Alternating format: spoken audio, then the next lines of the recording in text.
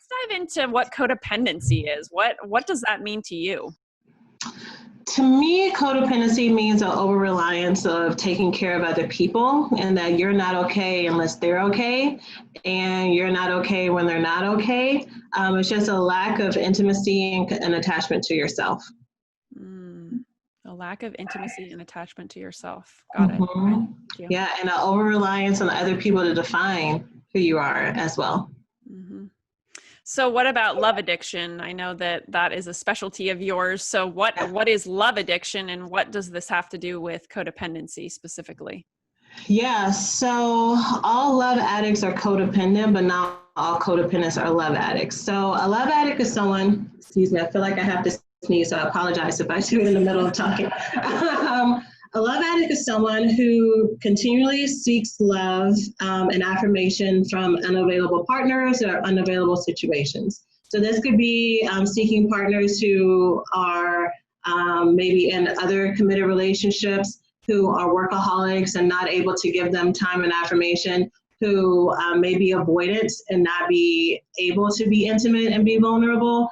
But the love addict is looking for affirmation from these unavailable people. It's kind of this self-sabotaging pattern where they're trapped in the cycle. And for someone to be a love addict, they will find that this is persistently the type of their relationship that they're in. A lot of times I talk about this and I give the disclaimer that, most people can talk about being in an unhealthy or toxic relationship. Not everybody, but a lot of people can. That person where it's just so hard for you to let go of, and it's hard for you to put up boundaries. But for a love addict, these are the type of people that they consistently are attracted to, or they are in relationships with people who are trying to be connected to them, and they're the ones who are putting up walls and not really interested in going forward.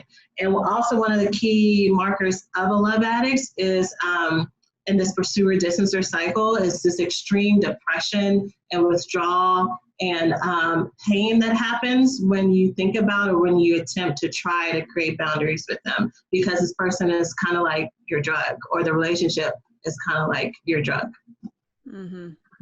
Yeah, I'm glad that you mentioned that and honed in on that, because it's an addiction. It's a love addiction. So exactly, right. How do you feel when you're in withdrawal from, not having that addiction, that person, or setting those boundaries? So yeah, it's horrible, and like I said, I started off in these residential treatment places with people who had drug addictions, and they would get sober from the drug addiction, and then they would have this untreated sex and love addiction. And so they would get sober, but they would have all these unhealthy relationships. And then when we started to focus on that, they would talk about the pain from withdrawing from love addiction was more painful or as painful as the drug addiction, because really all addictions are just about self-soothing these traumatic wounds, these inner hurts and pain that never got resolved. And so when you take that away and you're just left with yourself, it's excruciating, right? Yeah, and I'm glad you touched on that too, because that is something I've learned in this series, is that, the codependency and other addictions underlies so many people who do have alcoholism or drug addictions or things like that. And, covering up that codependency and those fears and all the stuff that goes along with codependency with, with a substance. And then, once you don't have that, then bam, all that other stuff. So yeah, that's really important. So I know in your work, you help women specifically stop these patterns that so many people are in, of being attracted to these unavailable partners or these impossible partners, as you put it. So could you talk about that? How do you help women do that? Yeah, so first I always start with education. Starts with kind of acknowledging what the cycles are and kind of what the patterns are. So we do a relationship timeline, but even before that, or maybe in conjunction with that, we do a family history. And so we talk about mom, we talk about dad, we talk about other important caregivers, and we look at the generational patterns. We look at where the abuse occurred. We look at where emotional neglect occurred. A lot, I would say about half, 50-50. I have some clients who come in and say, yeah, I had a really traumatic childhood. I was abused physically or sexually, emotionally. And then I have half clients who said, I had a really great childhood. I have no idea why I'm doing this. And, I had the perfect picture of love. But then when we kind of break down, well, let's talk about, did mom have time for you when she got home from work? Was she working long hours and you kind of had to fend for yourself? She was there and she was active when she could, but there was a lot of time that you were left by yourself.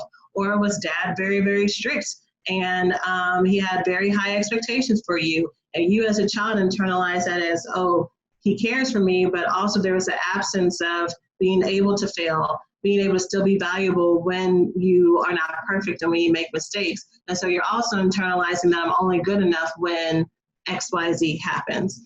And so once we're able to look at those patterns and see what happens in family, we're always, I was going to say usually, but always we're able to say, okay, so you're attracted to this kind of person, which is kind of a representation for mom, a representation for dad, and you're trying to fix this thing that started really early. And then the light bulbs go off and they're like, oh yes, that's exactly what's happening. And so the way to work through love addiction is one, taking off the mask and giving language to things that have been inexpressible or unable to be explained before. And then once that happens, it takes away the mystery, it takes away the intrigue, and then we can start to do trauma work. We can start on building healthy relationships and rebuilding their self-esteem.